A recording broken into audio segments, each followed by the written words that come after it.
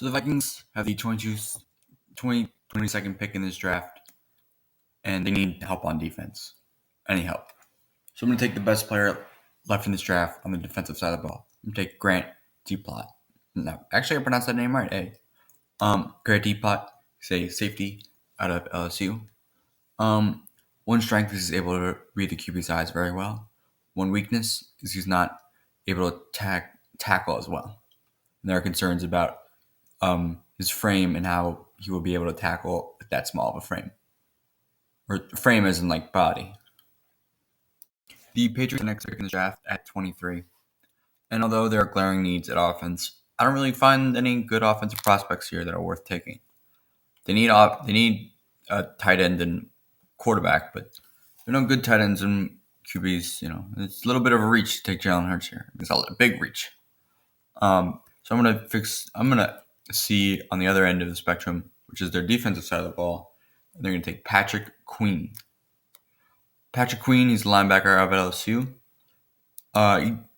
There is one concern with him that he was kind of a one-hit wonder because he only started 1 year. One of the positives of him is that he's able to read the QB very well, as he knows which gap to hit as the play changes rapidly. The Saints, they have the 24th pick in this draft. Their needs are at wide receiver and cornerback, but they're going to take Javon Kinlaw. One, because he's still available at this time, and he can sort of play linebacker, but not as well. But Javon Kinlaw, it's more of with taking Javon Kinlaw, it's more of he's still on the board. We should take him. So take Javon Kinlaw. One positive about Javon Kinlaw, he's really good. One big concern I have is that his injury history. Obviously, with the coronavirus, they're not medicals around to take a serious look at it. His knee is a concern. He's injured that twice. So his injury history is a concern with him. But he's really good. So the Vikings, I'm going to stick with them getting another defensive player. This time they're going to take a cornerback, Jeff Gantley. Jeff Gantley out of TCU.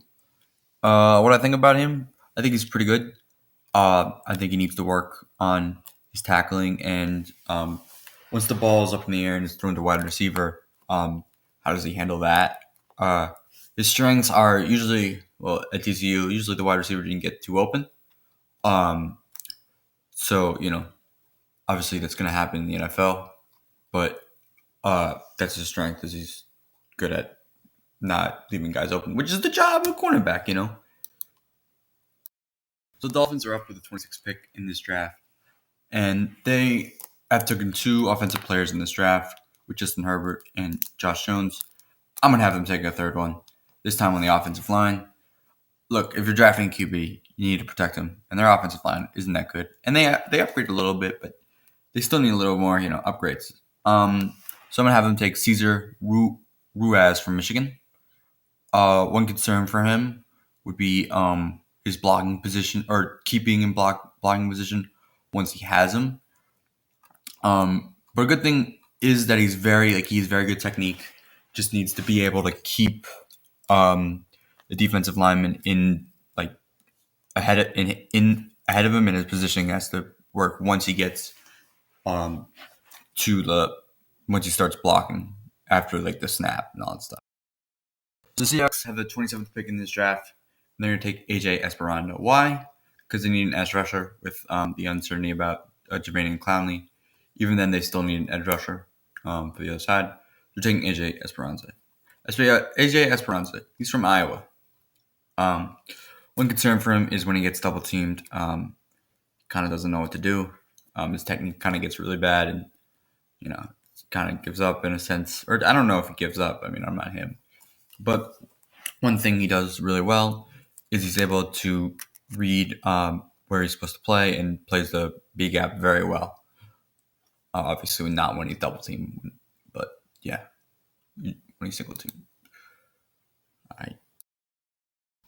So the Ravens, they need a linebacker, and there's a linebacker right there. It's Kenneth Murray of Oklahoma. Kenneth Murray, he's from Oklahoma. Very talented guy. Needs to work on his technique a little more. Um, but yeah, it'll be a good pick for the Ravens.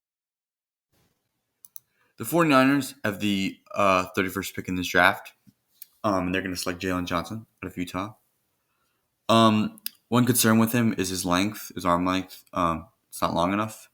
One of the good things about him is that he's able to play zone coverage very well, specifically cover two.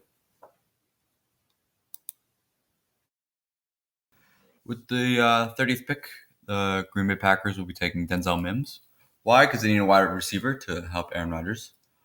So Denzel Mims. Oh my God. Denzel Mims. He's from Baylor, wide receiver.